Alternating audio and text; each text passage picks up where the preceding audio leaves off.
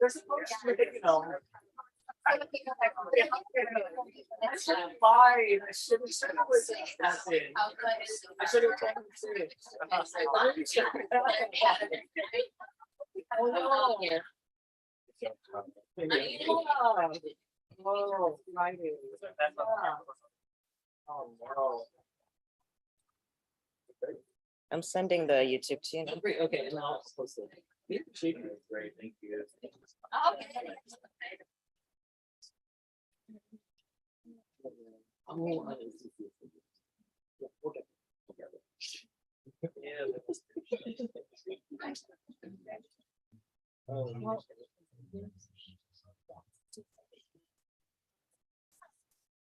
This is taking me back. Like, I feel so we're doing like impossible. I feel like we're about to see. Yeah. I think that was. So excited. Oh yeah. Yeah, I know.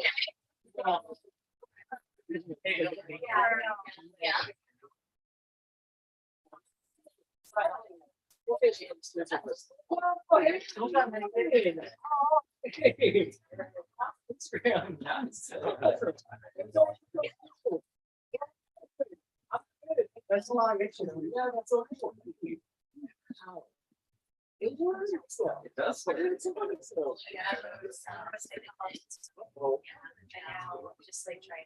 Glad that wasn't on. It would have been like.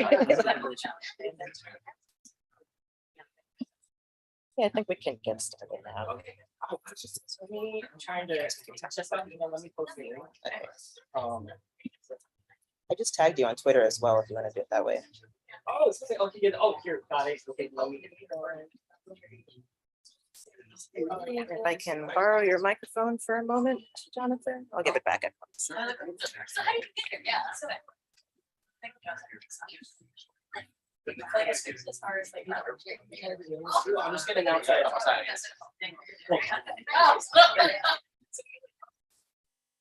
Everybody is Kenneth Tan.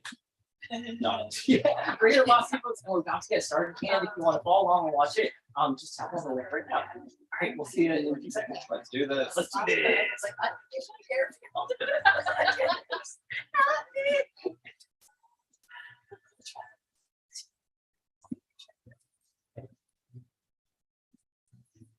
I'm glad you're here. Okay.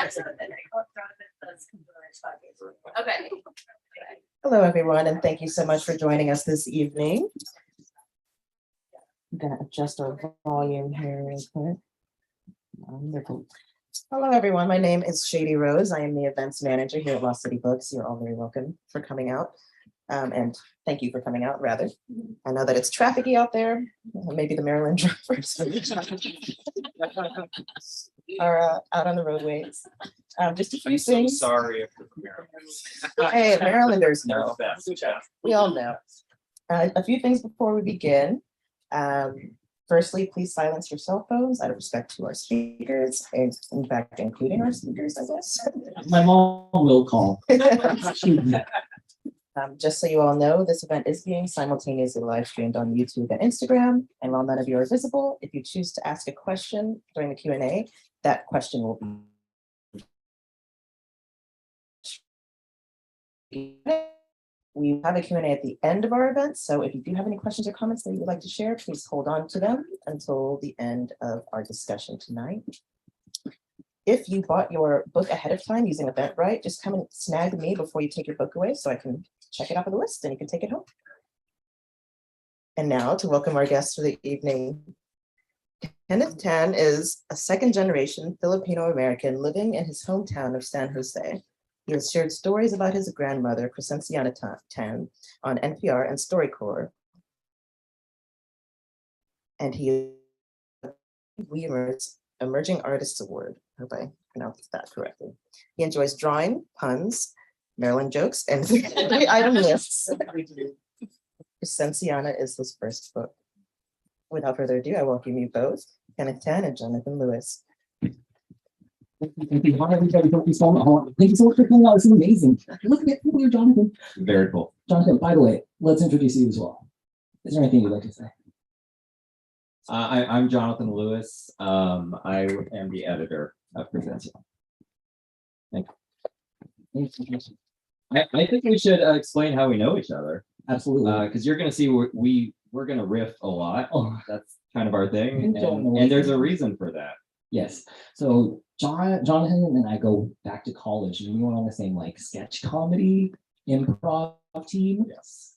So yeah. So that's we can get back to that. So we don't know what's going to happen. I mean, Might take suggestions.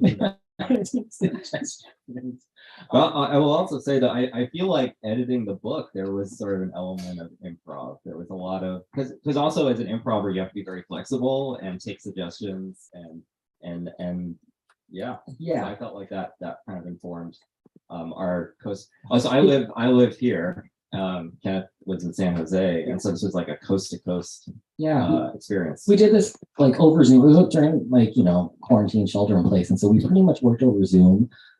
Sending like I had never done this before, so like I was Googling everything, and I basically when I asked Jonathan like if he would be a copy editor, I just Googled how to work with an editor, and then I remember like our first Zoom was like, okay, Jonathan, I found this list of 5 steps. Step 1, get to know each other. How you doing? We got to like step 2, and yeah, that's where it's going. But yeah, so I'm so grateful. So I mean, again, since John, like I'm so happy you're here, like having the editor here. So the reason I chose Jonathan or really wanted to work with Jonathan is because he also has a very close relationship with his grandmother, and we have a lot of parallels. Like, like in the book, I write about my Lola's experiences during World War II, and likewise, like Jonathan shared with me, like. Yeah, I mean, both my grandmothers survived different things in World War II. But the grandma that I was really close to was my grandmother in England. And yeah, same, very similar, harrowing experiences. Yeah. So I really appreciate that. Yeah, you did it. Yeah. Where should we start, everybody? Well, okay, let's clear the air. Is anyone here from Maryland? Oh, my gosh! You ran so many reds to get here. Thank you. No wonder you were like one of the first. So sorry, Wendy. So sorry. Oh my gosh, love your base season. Amazing. Hey, Jonathan, by the way, what time is it? I don't know. What time is it? I don't know. Is DC a state yet?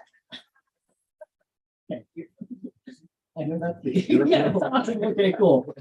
That's for the folks online. Good for you online. So this is literally, you've only been in DC for about 72 hours, right? Something like my day math is bad. That's like 3 days, right? 3 days and change. Yeah. So you're all up to speed with that book. I am. I mean, everything I had cakes at Baked and Wired. Nice. I had donuts at Rose Ave. I'm just eating my way through wherever there's a line, I will line up and eat whatever people are lining up for. It's been great. I love the city. It's so different. I'm from San Jose. My mom raised me in San Jose, California, and we don't have what's it called? Things to do.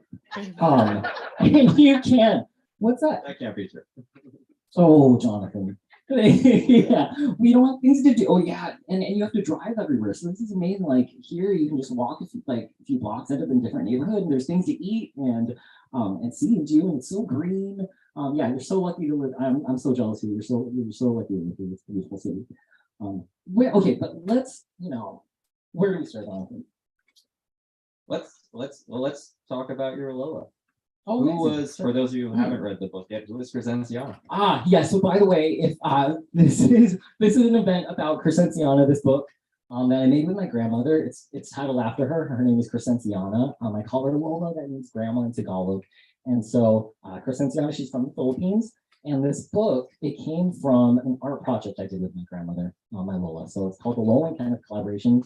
Basically, I moved home in 2014 to help my mom care for her. And we just started watching Netflix every day. I got real familiar with Angela Lansbury's body of work. Loved her. What range? Mrs. Potts and a detective / writer. Amazing. So one day, sorry, Jonathan, you know the story. Bear with me. We were just sitting at the kitchen table and I asked Lola, like, what do you want to do today, Lola? And she said, something that is for a purpose. And I thought, okay, I read in the newspaper that seniors in San Jose were doing, there's something to do. Seniors in San Jose were doing art therapy.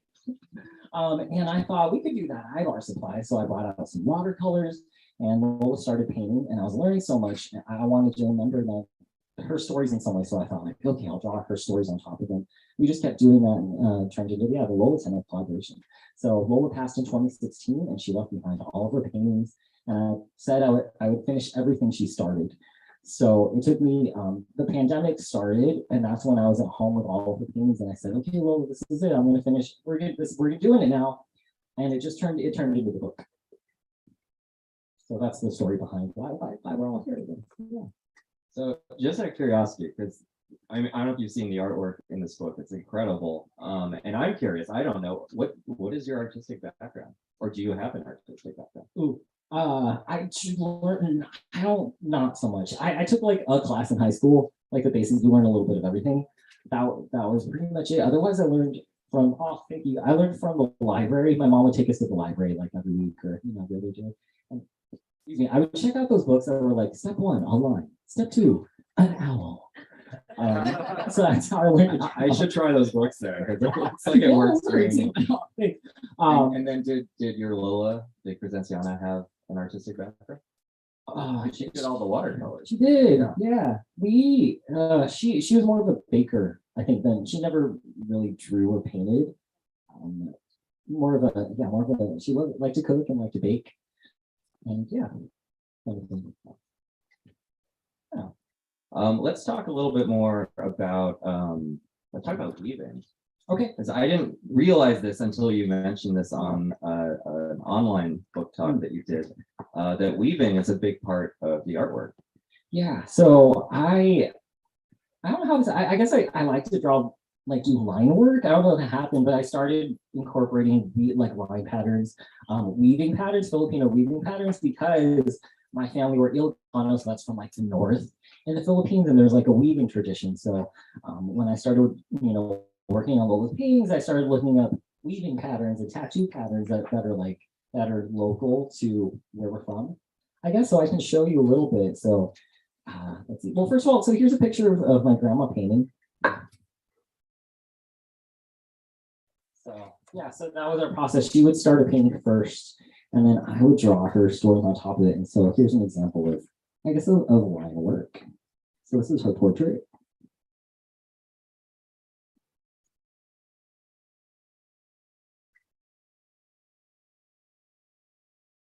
So yeah, so I incorporate a lot of, I guess, weaving patterns. To me, it symbolizes a lot of them. Well, not to me. I get a lot of the meanings around family and interconnectedness.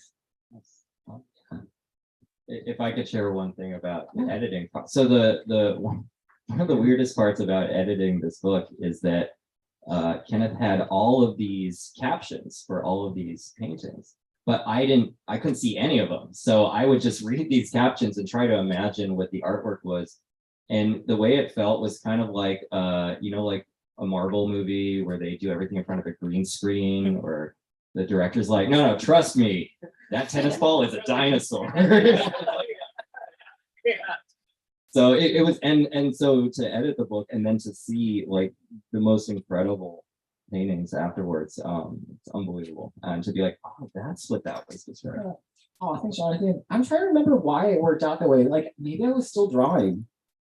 I don't remember the timeline very much of like why I didn't send you the pictures. Otherwise, it was just my whoopsie. Oops, I think I could have. Trying to keep me in the dark. yeah. Let's see what comes out. What he does. Yeah. Should we? Speaking of, do you want to read a passage? Beginnings? I mean, yeah. I like maybe read like the beginning, like where it started. Okay, let's do that. Okay, so this is just from right at the top. This is chapter 1. It's called Simple Beginnings. Okay. Crescenciana Tan, my Lola, mother of my mother, was born on August 12th, 1920, to Epifania Boscos and Mariano Macayan Carbonell.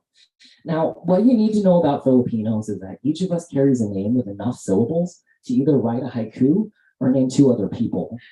You should also know that our families come in two sizes, large or Catholic. Crescenciana had one older brother, Teodorico, and two older sisters, Juanita and Janisha. So it's safe to say her parents were religious, but I'm sure there were more, shall we say, devout couples in the village. They probably glanced at Crescenciana and her siblings and said to Mr. and Mrs. Carbonell, "How adorable. You can count your children on one hand. We have to use a rosary." The Carbonells considered home to be the village Villasis in the province of Pangasinan in the Philippines. They lived in a nipa hut, or bahay kubo, that stood on stilts to the side of the main road that would, after World War II, be named the MacArthur Highway. It was inside their bahay kubo that Epifania gave birth to Crescenciana. Like the majority of Villasinians, the Carbonells spoke Ilocano at home, and the children learned Tagalog and English at school. For that reason, when Crescenciana was born, the first words that welcomed her into this world were likely Ilocano, that or ouch. In 1920, the Philippines was an American colony. For the Carbonells, this meant that Epifania and Mariano could hold jobs and provide a comfortable standard of living for their family while also running a farm. That would not have been possible during the previous Spanish regime, when it was commonplace for the colonizers to seize Filipinos' lands. No wonder they took siestas. They must have been really tired after being so mean. The Carbonells owned two fields, each one located a mile away in a different direction from their house. Mariano and Teodorico grew rice on one field, and on the other field they grew tobacco, sugarcane, and vegetables. The rice was for the family's consumption, but the vegetables were sold by Epifania and her daughters at the village palenque. Eventually, when Crescenciana was older, she worked in the family's rice paddy. She once explained to me from memory how her family grew rice from start to finish. "You are in the field all day. You are bent over. Your knees ache. Your back ache. Oh, I miss it," she said. Although the Carbonells' farm yielded a steady supply of crops, it was not enough to finance their expenses. To make ends meet, Mariano had a job as a secretary at the village church, and Epifania hand-tailored clothes for deceased babies. And yes, we're going to pause and talk about that because I had questions too. According to my mother, at the time, there was a market for infant funeral gowns. Many women birthed their babies at home, and when infants were sick, they were not always seen by doctors, so there was a high mortality rate. Whenever someone in town needed a funeral gown for their child, they would come knocking on the Carbonells' door because Epifania was the only person making them. The garments were white, embroidered, and open in the back like a patient's gown. They must have been similar to the ones Epifania sewed for the children she'd lost herself. Or maybe she had not made the funeral clothes for her own children, but she found it in herself to start making them for others. In either case, she crafted each piece by hand, gowns her townmates ordered but did not want to need. Crescenciana told me, "We're not very poor, but middle class. When I was little, I usually go to church with the whole family, especially during the early mass at 4 o'clock, I guess, during the nativity. We go to church, and then on the 25th, we usually roast a small pig. That roasted pig, we called it the lechon. My parents could still afford a party during the holidays because they had a good business. Between the farming and the vending, Mariano's secretarial job and Epifania's tailoring, the Carbonells thrived together, one honest, hardworking day at a time. We are happy family," Crescenciana once said. It was as simple as that. I remember sitting at home with Lola. It was just the two of us in the house because Mom had embarked on the 1-hour drive from San Jose to San Francisco. In the South Bay, and really in the California Bay Area, we call San Francisco the city. And to travel from the suburbs to the city for a purpose other than commuting is an event. Lola told me that my mom was on her way to see an attorney, and whatever the reason was, it was over all of our heads. I remember Lola then smiling and saying to me, "We are simple people." She didn't mean that we're unintelligent. She didn't mean that we're foolish. What she was saying was that we are uncomplicated, our family. We have simple needs. We have simple dreams. We farm, we reap what we sow, we sell. We probably have more mango in our teeth than money in the bank, but we still smile. And when we do, you can see how sweet it is, our simple lives. It's been that way for us since the beginning. And here is the artwork that goes This is so beautiful. Oh, thanks, Jonathan. Here's the artwork that goes, the piece that goes with it. It's called a Nihan. That means harvest. And it's two folks during harvesting rice. So Lola did like kind of the watercolors, and I did all the everything else with line drawing. So yeah, so we worked together. Absolutely beautiful. Jonathan, it's a side note. Like I wonder what it's like for you because you read the really raw version.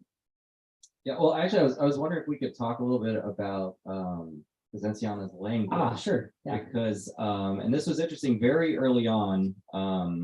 I asked you whether or not you wanted me to edit the way she spoke. Right. And Yes. you made a determination that we would be faithful and verbatim to the way that she spoke. And I thought that was really wonderful. Cool. So maybe if you want to talk a little bit about. Well, one, I just wanted to be able to put like unfiltered stickers on all the books. Crescenciana, but no, you're right. That was a conscious choice. I felt like I didn't want to.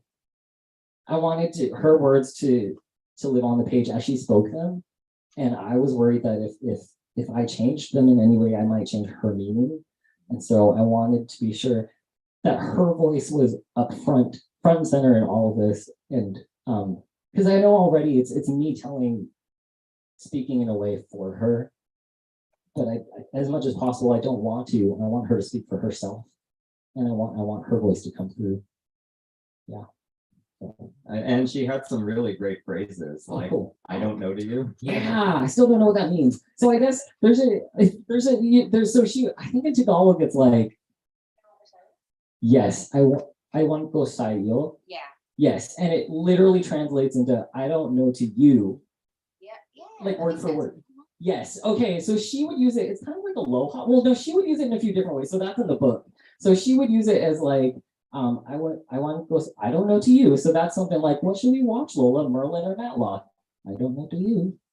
Or yeah, kind of. Okay. Or she would use it. The other one is like, I feel like she would use it as like, that's not my problem. Like, Lola, we need to go to church. Why aren't you wearing socks? I don't know to you. Yeah. I think those are like the two you see. Yeah. Let's talk about, so a big part of the book is food. Yes. As well, a lot of mentions of food and cooking. Okay. Let's talk a little bit about Lola's cooking. Sure. Hope is that kind of maybe one of the things maybe we were thinking That was of. one of the things. Yeah. Yeah. So my Lola, when she got to the States, okay, she had one job. Her first and last job in the States was at Mervyn's. Yeah, remember Mervyn? Yeah, Mervyn's. And her job was to fold the clothes that came out of the dressing room, like the putbacks. And her other job, she had a side hustle. She got really good at making hopia. So it's like this flaky round pastry with like smashed a mung bean inside, sweet mung bean. And she learned that. She learned the recipe in Canada. Her and my mom moved to Canada first and then the States. And so she picked up the recipe in Canada and then just like did it over and over again and I tweaked it until she felt like she had improved it or done a good job with it. And then so she built a little hopia empire in San Jose. Like I think it was just word of mouth. She'd bring it to the parties and then people would be like, where'd you get this? It's Crescenciana. And so like my memory is like she'd make like she'd get those big pink like donut boxes. She'd just stack them in there and she'd always be like, why are there 99? And I'd be like, I don't know. Oh no. Did you miss that? Yeah. Oh no, Lola. What about eggplants? What about eggplants? I feel like there's a passage about There's it. absolutely an eggplant passage. Okay, but not for eating. Okay, so Of course not. I mean it'll explain itself. So Lola had a real she knew her way around an eggplant. We'll just say that. Okay. So this goes through, my mom, and I feel like this is a thing in Filipino communities, like a certain generation fit. If you live in the same geographic region, like your townmates, you'll all get together in the States, like every year. Like town reunions kind of. Oh, you're from such and such, you're from Billy Sis, that's like my family's hometown. You're from Billy Sis, let's all get together every summer. So we would go to these like summer barbecue events growing up. And I remember they would have the kids play games, like we do like spoon on like relay races, spoon on the egg. Water balloon toss, that was me and my sister. Micromanage. Egg toss. Okay, and so one year the adults wanted to play a game. And so this is about that time. So it's called this little section is called Trip to Jerusalem. Okay. Lola and Mom used to be active members of the Villasian Hometown Association. The group arranged social events so that all the Villasians living in the Bay Area could stay in touch with each other and with their village in the Philippines and announce which of their children was studying medicine or law. Every summer they gathered at Cuesta Park in Mountain View for a picnic. The adults organized games for the kids like an egg toss and a three-legged race, and you would win a whole $1 if you came in first. I excelled at the lumpia, or egg roll eating contest. Oh, is this not one of the games? I would say, standing next to the platter I'd emptied. I'm so sorry, guys. One year, the adults decided they wanted to play too, and so they brought out eggplants and twine and unveiled the game I will never forget. They called it Trip to Jerusalem, and I cannot wait to explain it to you. The goal of Trip to Jerusalem is to be the last person remaining in the game, or Jerusalem, I don't know. It's played in rounds, and at the end of each round, one person is eliminated. But what about the eggplants and string, you ask? I hear you. Picture musical chairs. Now replace all the players with aunties and lolas, and swap all the chairs with uncles and grandpas who are dangling eggplants between their legs and swinging all their sorrows away. When the music stops, the ladies don't grab seats. They grab eggplants. Why is this called a Trip to Jerusalem? What's happening on the road to the city where Jesus preached? Is the game a metaphor for women doing all the work while men stand idly by, waving their eggplants in the air like they just don't care? Whatever the reason, Lola owned this game. Round after round, she demonstrated that while the other ladies came to play, she came to win. She was a Carbonell, and she was going to use every bit of her farming knowledge to her advantage. It wasn't her first rodeo with an eggplant. I remember watching and marveling at Lola's sudden display of athleticism. I had never before seen her as nimble as she was during that game. In the final round, she snatched both the last eggplant and victory from her competitor, and her townmates crowned her the champion. I thought Lola's performance was impressive, but she might say it was the easiest dollar she'd ever made. I love that. So There's no drawing of an eggplant. I'm sorry. there's an emoji. There's an emoji though. Yeah. I love that you write the way you talk. Like, Oh, cool. reading this, I was cracking up the whole time. Awesome. I was wondering if you might read, because you do contrast. I mean, there are some passages that are incredibly funny, and then there's some that are incredibly sad or moving, and in many cases both. That you mix your humor with emotions. I was wondering if you could read the one about Lola and her friend. Yes. And side note, like that means a The lot that contrast. came through. I think like I did a lot of Googling, like how to, like I tried to read a lot of memoirs before I started writing, like how to write and things like that. Basically, yeah, subject first. Did the same thing with editing. Okay. Okay, nice. So I'm glad you said it comes through, like it sounds like I'm talking, because I wanted the vibe to be like I'm sitting with someone in a coffee shop and we're just like talking about our families. That was how I wanted it to come across. So that means a lot. So there's a little section about Lola and her best friend. She made a best friend when she in the States, like in her 80s. I think she was in her 80s already. And we called her Grandma Nina. And she was a grandma. Okay, so my cousin had like a best friend in high school, and it's like the grandmas became best friends. So yeah. So this is a little passage about them, and I think I should explain that the way they met. Okay, so the way they met. There's a park in the middle of the neighborhood, and so Lola, like my Lola, was just walking around one day, and she'd see this other grandma kind of shuffling around, and one time she went the other way so they would cross paths, and then what is it she asked, okay, one of them asked the other, like, let's see, oh, okay, Lola went up to the other grandma and she said, are you Chinese? And the other lady turned out the both grandmas, she's like, no, I'm Filipino. And they turned like their villages are not far from each other. And so they just hit it off. Okay. So yeah, good. Okay. So here we go. Okay. So years later, after they'd met, when their walks in the park had long ended, Crescenciana sat in her niece's garage in Union City, again surrounded by friends and family. This time, we were celebrating Crescenciana's 85th birthday, and she was patiently waiting for Nina to arrive. An hour or so into the party, a minivan pulled up to the house. Nina's daughter got out, and by the time she had opened the side door and assisted her mother out of the van, Crescenciana had somehow crossed the driveway to meet them. She took Nina's arm, and holding on to each other, the two began to hobble up the driveway. They were so happy to see each other that they didn't notice they were stumbling. The rest of us at the party collectively gasped. We stood frozen, hands over our gaping mouths, absolute bystanders, each expecting someone else to spring into action. Someone shouted, "Somebody help them!" I dashed forward and wrapped my arms around both of them, forming a group hug, and we shuffled into the garage together. These ladies, they didn't even think about calling for their canes or their walkers. They really believed they could make the climb to the garage by themselves, the two of them, alone. All of us there believed it too. And then I have a drawing of the two of them. I based this on, we took a photo. This is when they met at the at the bottom of the driveway. So yeah, so I use that as a reference.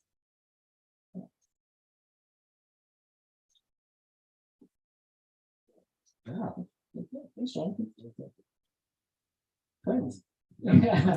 I think I like that because to me it's like, I think there was a point in my life where like I look around and like everyone already has like their buddy, their pal. Like I missed out. I didn't make my best friend when I was 5, but I like, you know, from Lola's experience, I like knowing that at any stage in life you can meet like your pal.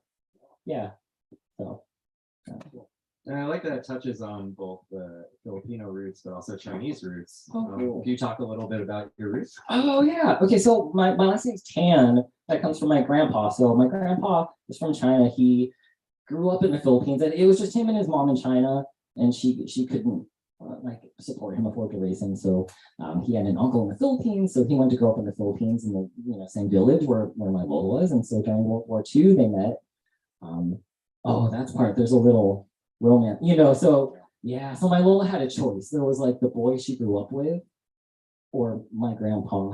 Like, so one was my grandpa had like, I guess maybe it's a stereotype, but in the Philippines, like the Chinese, my grandma would explain like our business people, and they do really well for themselves. So my grandpa offered like a stable life, especially during like it was like Japanese occupation. And my Lola, she really felt pressure to get married. She said, if I don't get married, it's that, or I'm vulnerable. She said I could be taken by a Japanese, is what she would say. And so she had to choose someone. She chose to marry someone. So it was my grandpa, or the boy, her childhood. I don't know what you call that. Who did she choose? Oh my gosh! You have to read it. You have to read the book. Good one, John. Leave them once. Oh my gosh! They're like this, like on the edge of seats. Oh my God. So a little segue to the war. Yes. And we don't have to talk about all of it, but just one little bit. Okay. Could you read the section about dancing? Yeah. I thought that was a really beautiful, powerful moment captured. And you basically captured this moment in this much greater event that was happening, and yet it showed sort of how she was.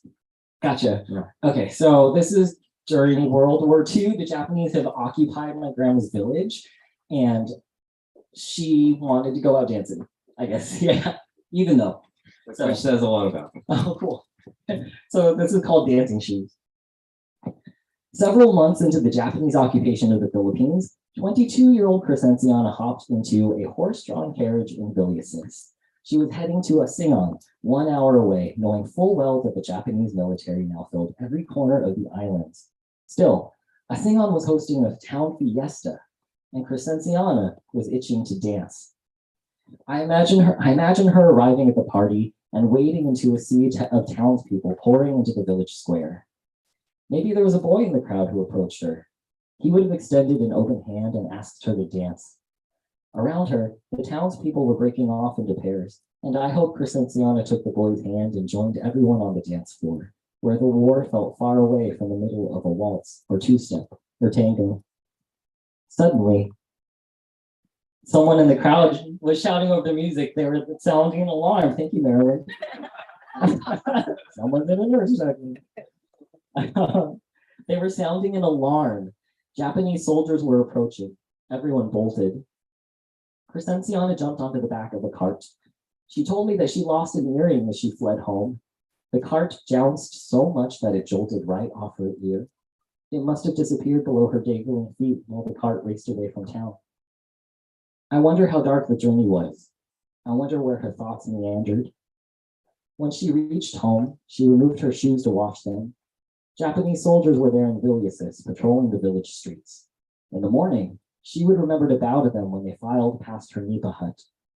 But at that moment, there in the moonlight, I wonder if Crescenciana, stooped and standing on stones and shells, was rinsing dirt from her hands and already planning another time to slide her feet into her shoes, slip away into the night, and dance.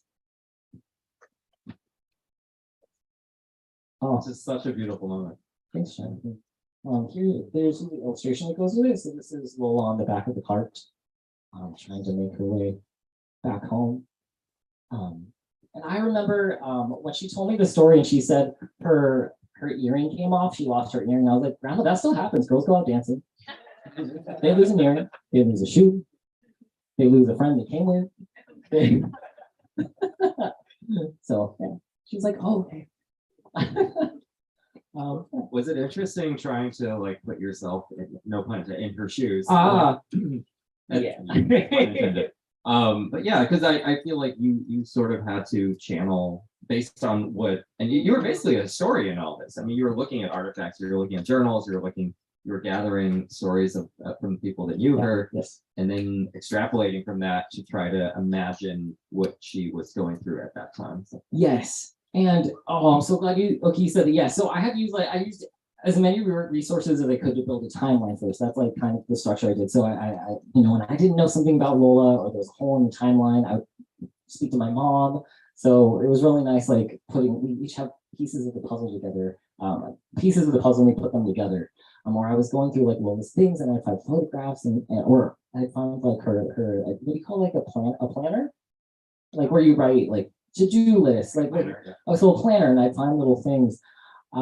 So using all of that, I wanted to be really clear in the book of when I'm imagining what's happening, because I didn't want to fictionalize, or I didn't, I wanted this to be as true to what happened as possible. And so I tried to be really clear about like, I imagine XYZ happened, or I wonder if XYZ happened, instead of saying like, this is what happened, because I don't know, I wasn't there. So yeah. Speaking of timelines, how are we doing? How are we doing? In terms of, because I know we won't have time for questions. Is DC staying here? Because it's about time. It's 8:11. We're okay. We maybe like. Do we have time for maybe one more passage? Or Like a couple short ones. Yeah. We're getting the. Yeah. Okay. Let's just go to it. Are you everyone like? Are we comfortable? Yeah. No more? Okay. Cool. I can't hear you. That's my favorite thing in concerts. You know, that's like a civics test question. Oh, speaking of, so this is great. Okay, do you remember like 90s album compilation commercials? Like that's what I feel. Yeah, it's so good. Andrew. Oh, I love it. Yes, there is a civics test section, and it being so, I don't know if y'all don't know, it's Filipino American History Month, and so yay, yeah. So this section is about what Lola thought about being American and how she became an American citizen. Yeah, in honor of the month. Okay. So it's from a chapter called American. Crescenciana had been a fan of America ever since she learned about the country in school. She told me, before coming to America, I always liked America. Reading about the American people, they were good people. They taught us everything, and they are democratic and fair and good and charitable. I feel thankful for helping us, teaching us to their language, and teaching us good ways in living and the proper way of managing our life. When the Philippines gained independence from the United States in 1946, she held America in even higher regard.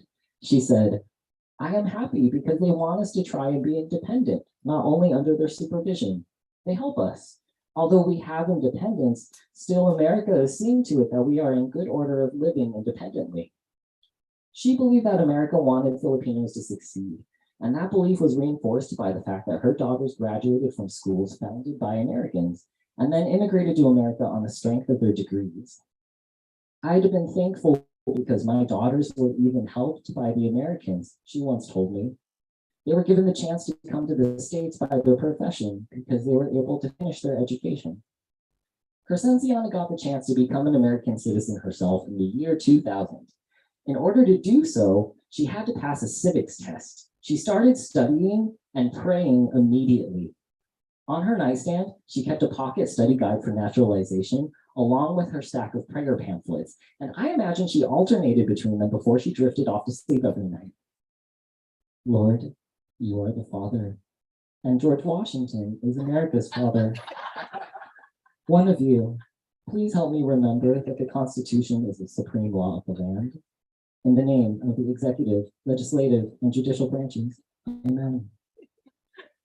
On the day of her test, she sat down with a U.S. Citizenship and Immigration Services officer. He asked her a series of questions, and she in turn put on a show. All right, Mrs. Tan, what's the title of the National Anthem? He asked. She cleared her throat and she sang the entire National Anthem. Thank you. Okay, who do we show loyalty to when we say the Pledge of Allegiance? She placed her right hand over her heart. I pledge allegiance to the flag of the United States of America. And you know what? That'll do it, said the officer. He cracked a smile. Then, having taken a shine to her, he asked, why do you want to be an American citizen? She said, well, the fruits and vegetables. Acing the interview with that final answer, Crescenciana became a U.S. citizen at the age of 80. She couldn't wait to celebrate in the produce aisle. I once asked Lola what it meant to her to be an American citizen. She told me, I feel I have gained education, culture.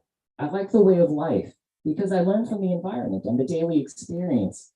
Dealing with a lot of cultures, there are a lot of different people here I meet. Like in church, there are different people from different countries, but I meet other people when I go out to stores. I also asked Lola what she appreciated about living in America. She said, I do not want here. I am not in need here. I have food. I have a roof over my head. I am not hungry. I get to go places. I am with my family. I get to watch my favorite soap opera, Guiding Light. I get to go walk in the park every day. I get to go see a doctor, and I get my medicine, and I get my health taken care of. Uncle Sam takes care of all my needs. And when I asked Lola whether she considered herself to be American or Filipino, she said, I feel more like an American. I live like a Filipino, but I feel American because I am free.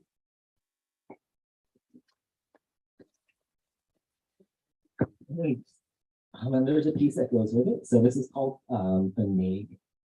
So Lola did the watercolors. A benag is a woven mat, something like my family would roll out on the floor on a hot day, and you can like all kind of like lay on it.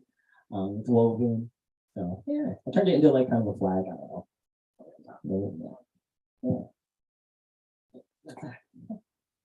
You were playing to the DC crowd with the civics questions. Yeah, Everyone's just nodding. Yeah. Still mindful of time. Sure. Do you have? We're good. Oh, we're good. Oh, wow. Talk about whatever you want. So, I don't know. What haven't we talked about that you would like to mention? What haven't we talked about? The rats, am I right? No. Make sure you're not from DC. Yeah. What did we not talk about? I think it could be like food was a big, you're right. Food was big, wartime experience. Could you say a little bit about the chronology of all the places Lola went? Yeah. What was her journey? Gotcha. So the book, it's chronological. It starts in the Philippines. So her and my mom were from Pangasinan, Villiers. This is the village. My mom immigrated to Canada, Montreal, Canada, brought Lola over, and then from there they moved to California. And where I was born. So I'm the only American in the family. My mom, my sister, my grandma, they're all Canadian. Just so jealous.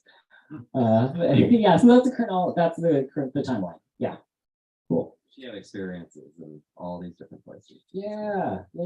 She did. She got to experience all of them. I think there's something. So speaking of, I was mentioning like I saw notes in her planner, and one was like from a year when she first got to Canada, and one of her first experiences is there was a note on the date that said first time to see Russian ballet dancer. She wrote the name of him in Sleeping Beauty, and I YouTubed it, and I got to and there's a clip of it, and I was like, oh, this is what she saw, I think like so things like that. I tried to put myself in her shoes and think like, I wonder if she ever thought like being a girl like in the village, she ever thought so the pages are really blank. It's like one entry in a lot of blank pages, and I just think that must have really meant something to her. For her to write it down, like thinking like, oh, she's a woman from the Philippines and she's watching a man from the Soviet Union dance on a stage in Canada. And I think, As one does. As one does, yeah. No, it's a really, you paint these beautiful moments. And then she goes back to the Philippines, right? She went back. I think she was 80. Was she 80? She was in her 80s when she went back for the first time since she immigrated, and that was her first time going back. And I wonder, I remember she brought a disposable. Where is that? A disposable camera? Like you have to wind it. Yeah, and so oh my gosh! So, but side note, you didn't know how those photos turned out until no, like weeks later, the suspense. Yeah. Yes. So she took the camera, and like I found those pictures, and so like there's a chapter about going through the pictures and her like seeing her hometown for the first time in all those years. Yeah. There is one thing I do want to say. Okay, yeah. Speaking of like recovering bases, so I want to say something that share something my mom said about the book. So I overheard her in the kitchen. She was on the phone in the kitchen. She's like, oh yeah, the book's here now. I'm like, oh okay. She said, it's not special. Yeah. yeah. She said it's not special. Yeah, she said it's not special. She said, because like we're not unique. And then she explained more. She said what she means is that like what my family experienced. We're not the first Filipinos to go through World War II. We're not the only family that's ever suffered or grew up the way my mom and Lola did, or maybe poor. We're not special in that way. And so what I take it to mean is that, I hope if folks read the book, like I hope there are things to relate to, and I hope folks see, themselves in the book the way that, my family sees each other and other people too. So. I think I understand what your mom's saying, but I'm going to disagree in the sense that you captured this story. You're absolutely right. A lot of people may have had similar stories, but we might not know those stories.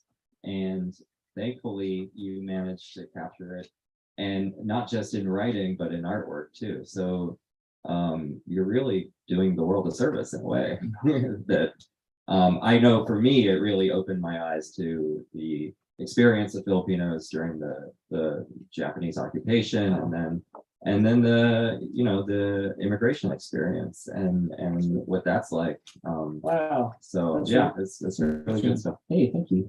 Wow. Do you have any final passages? Yeah, we got time for like another. Yes. Okay. So I guess I'll end on a little section. It's called Quick Pick. Yeah. Anyone else's grandparents play Lotto? The Super Lotto? Yeah. Okay. Yes. Okay. Good. So this is about how my Lola would buy Quick Picks. Okay. So Quick Pick. Lola played the California Super Lotto as often as she went to church. Weekly, which essentially meets the criteria for devotion. She had a clear plastic wallet for all her orange Super Lotto slips, and she carried them in her purse. I would watch her bubble in numbers on the slips and be reminded of taking exams on Scantron forms at school.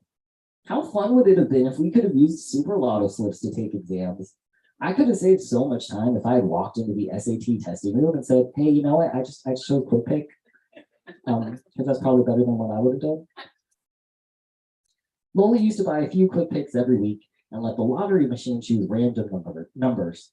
But she also had a few sets of numbers that she played regularly that were combinations of her family members' birth dates. When I turned 18, she started giving me cash and sending me off to the neighborhood liquor store to buy her lottery tickets. And it always brought me joy whenever I would see that she had chosen the number 6. I'd think, that's me. Lola's betting on my birthday. I asked Lola once what she would do with the prize money if she won. She named each member of her family, her daughters and us grandchildren, and said she would divide the money equally among us. She did not include herself in the equation, and that struck me as odd. But then she explained that she wanted to win to make sure we would all be okay. Lola said she would divide the prize money, but even with 5 of us grandchildren, she never divided her heart. I never felt shortchanged in that regard.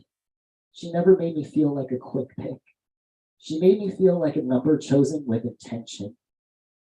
With Lola, I wasn't just one of 5. I was one in a set of favorite numbers that she would bet her money on any day of the week.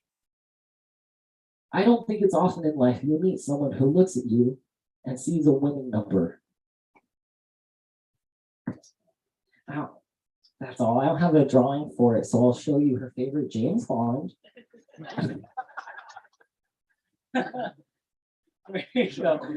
Any guesses? Oh yeah, Sean Connery, of course, yeah. So this is her favorite James Bond. So I made it a card because that was her jam. She just plays solitaire a lot all day, and we watch James Bond movies. And a quick story. So I mean, just a quick. So I remember we were just sitting around one day randomly, like we were breakfast, and she said, "Kenneth, you know Sean Connery?" But yeah, well, yeah, James Bond. She said, "Oh yeah." And Paul Newman, okay, yeah, salad dressing, right? Yes, well, and she said, "That's handsome." So, okay. Thank you. Oh, why not? Well, we're not ending because does anyone have any Oh questions? yeah. Oh my gosh. That's right. Yeah, any questions? Are there some seats in the front too if you'd like to sit down, folks? Yeah. Right. Any questions? Oh yes, please. Nice to meet you. What's your name? I am beautiful. Yeah, I know it. I know you. Thanks for sharing your story.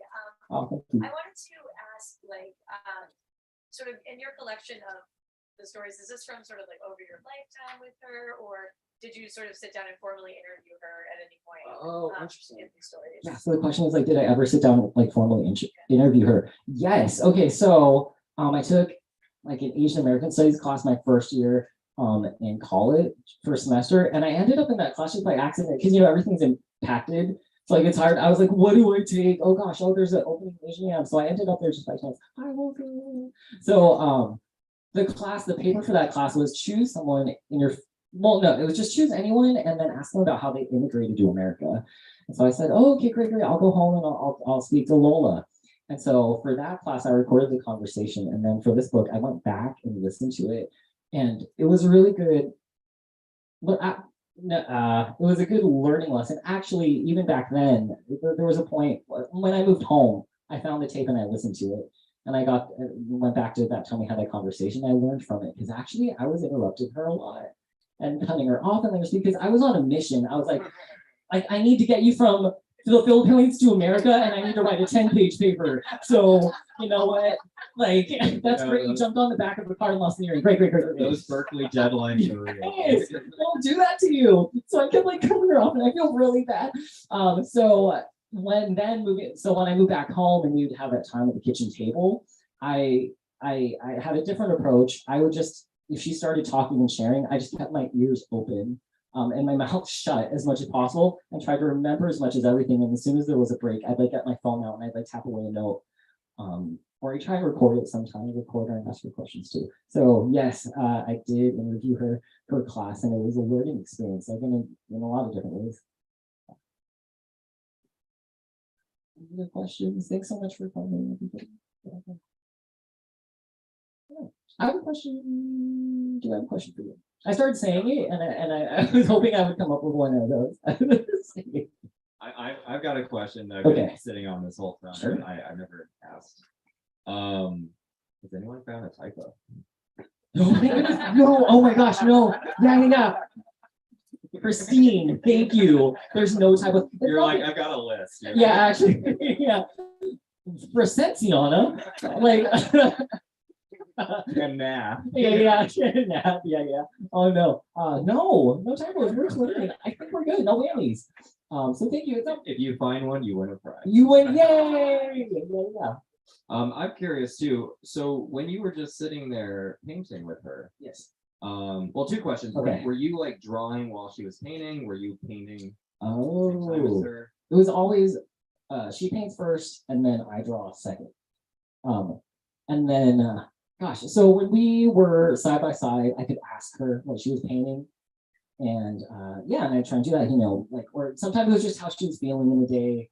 She didn't have something, or sometimes it was something specific, like, what's going on here, Lola? Is it a mountain? And she'd say, it's the coat of a knight. Like, oh, okay. You like scribble it down. Like, okay, gotcha. Okay. we'll work with that. But after she passed, I had to do, and I couldn't just, ask her. I can lean over the kitchen table and ask her what she painted. It turned into like Rorschach tests, like ink blots. So I'd look at her paintings and try and figure out what she. A lot of the time, I just see fries. I don't know what that says about me. I kind of like look at each piece and match it to a story in the timeline and work it that way. Yeah. And how? So we have an idea of chronology. Like, how long did this whole process take?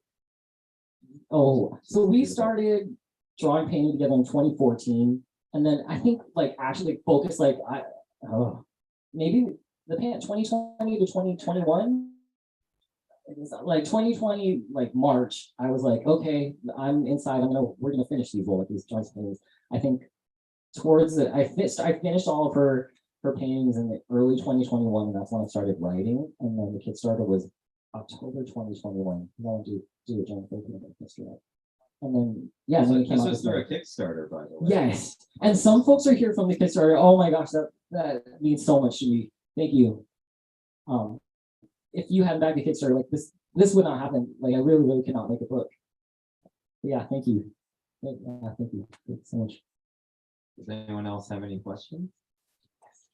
I'm just wondering, having gone through this journey of learning who your grandmother was, her journey, what have you learned about yourself and your family and your culture that you didn't expect to learn, during the process or before you started?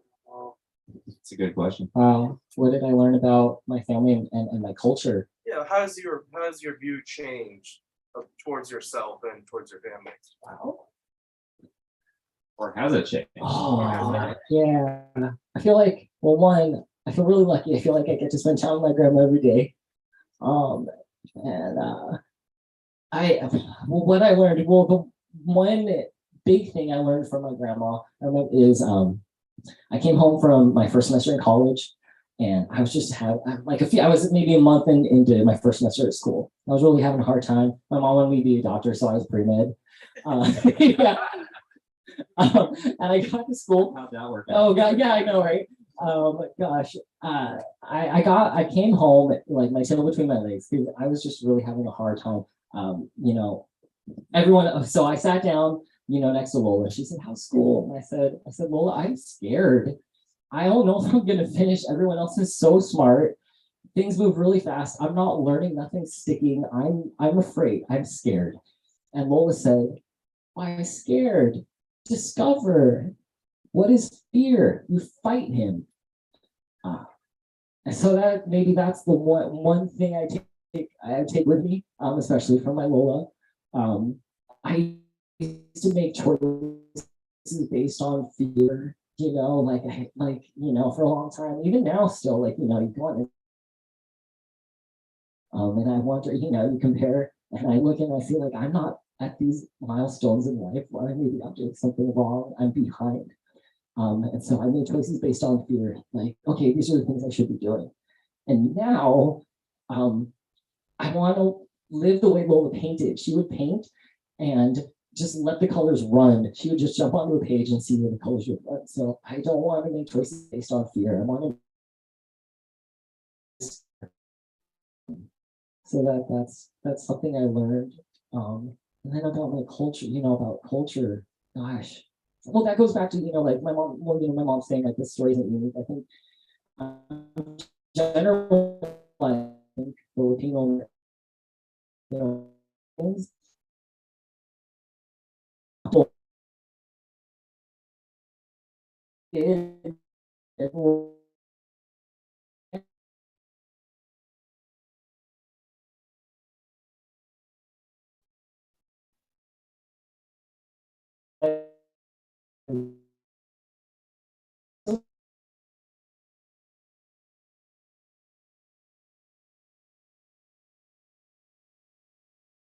Around the world, and it doesn't matter where you're born.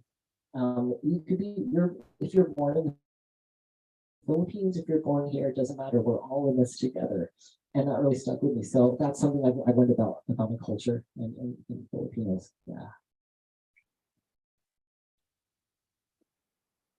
Any other questions? All right. Thank you. So I have one request. Okay. If anyone doesn't want this, that's fine. Can I take a photo of this crowd? Please, I feel like from the back. If no one wants it, That's it. I'm just gonna take a very quick photo. That's it. Here, let me take it so you can be in it, Oh, you bet. like from this way forward. Like from the back. Are we in it? Or just? In case anyone's uncomfortable, like so, like no faces in it, right? Oh, we can do that. Yeah. That's fine. So you just said something really funny.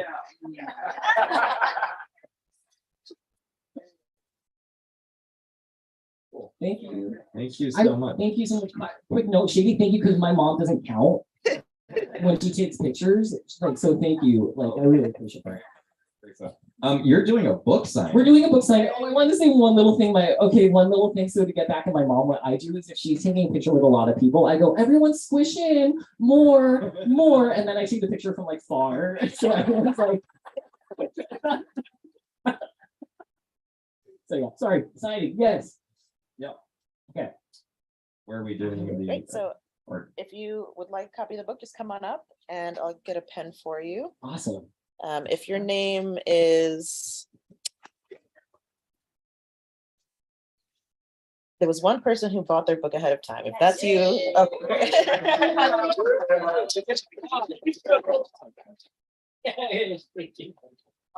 Yes. and thank you so much, everyone, for coming out tonight. Yes. Thank you It's a great for crowd. yes, great crowd. Thank you for braving all the Maryland drivers.